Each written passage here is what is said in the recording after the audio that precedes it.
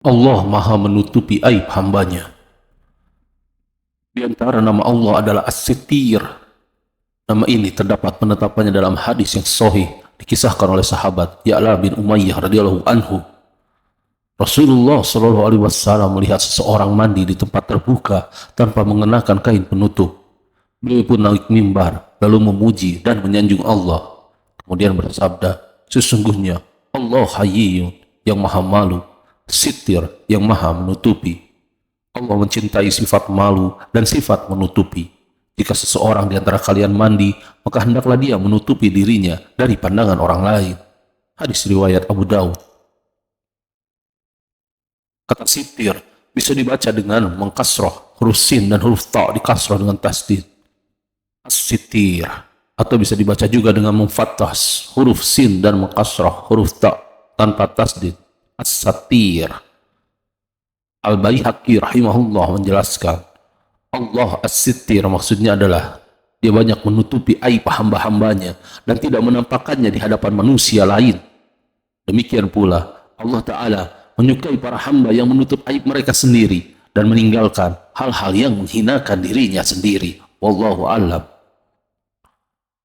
Ibnu Qayyim rahimahullah juga menjelaskan makna nama Allah ini dalam bait-bait nuniyahnya. Dan dialah Al-Hayyu yang maha pemalu. Dia tidak akan membuka aib hambanya saat hamba tersebut terang-terangan dalam bermaksiat. Namun dia justru melemparkan tirai penutupnya. Dan dialah As-Sitir yang maha menutupi dan mampu memberikan ampunan. Allah menyukai menutup aib hambanya apabila berbuat dosa, dan Allah tidak suka dengan hamba yang membeberkan aibnya sendiri.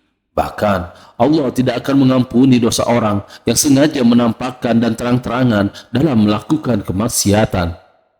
Rasulullah Shallallahu Alaihi Wasallam bersabda, setiap umatku dimaafkan kecuali orang yang terang-terangan dalam bermaksiat. Sesungguhnya termasuk menampakkan kemaksiatan adalah seseorang berbuat suatu perbuatan maksiat di malam hari. Kemudian di pagi harinya dia menceritakan perbuatannya tersebut. Padahal Allah sendiri telah menutupinya. Dia mengatakan, hai fulan, tadi malam saya berbuat demikian dan demikian.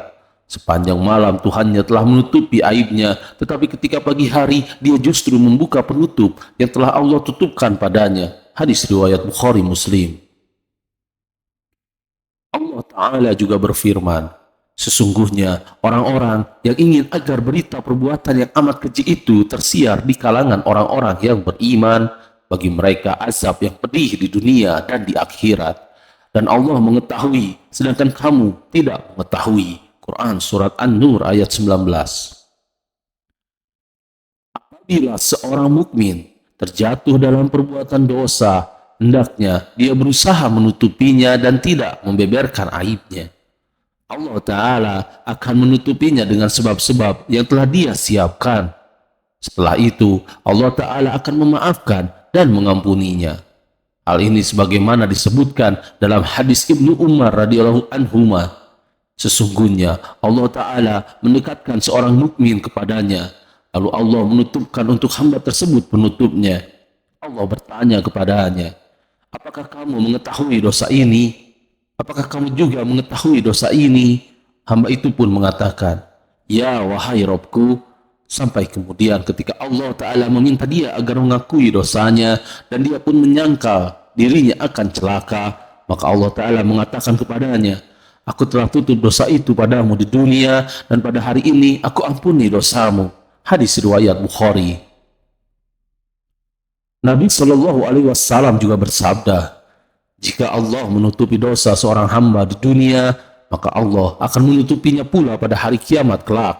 Hadis riwayat Muslim.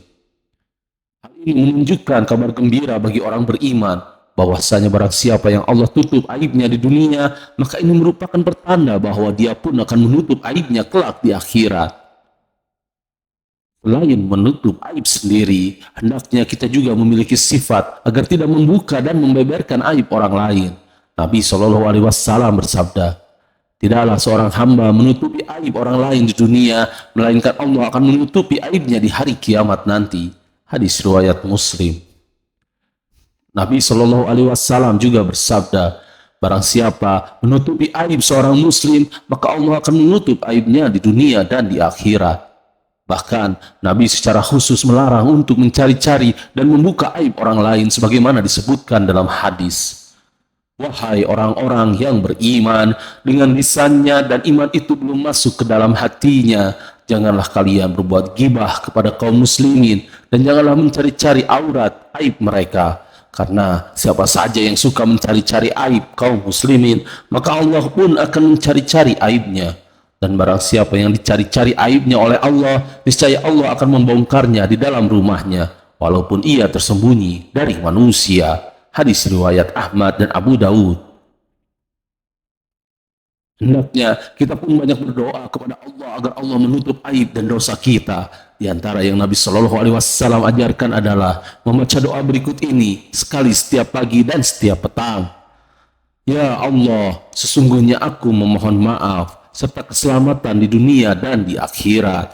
Ya Allah, sesungguhnya aku memohon maaf dan keselamatan dalam agama, dunia, keluarga, dan harta bendaku. Ya Allah, tutupilah auratku. Hadis riwayat Abu Daud. Syekh Abdul Razak Hafizahullah menjelaskan bahwa dalam doa di atas terdapat permohonan agar aurat kita senantiasa ditutupi Allah, baik aurat yang sifatnya fisik maupun non-fisik. Aurat fisik adalah bagian tubuh yang tidak boleh ditampakkan kepada orang lain. Bagi kaum wanita adalah seluruh badannya, sedangkan aurat laki-laki adalah antara lutut hingga pusar. Adapun aurat non-fisik adalah aib, kekurangan, dan setiap perbuatan yang jelek apabila ditampakkan. Kita memohon agar kedua jenis aurat tersebut selalu ditutupi Allah Ta'ala. Kita berdoa, semoga Allah Ta'ala senantiasa menutupi aib-aib kita dan mengampuni dosa-dosa kita. Wallahu alam. Assalamualaikum warahmatullahi wabarakatuh.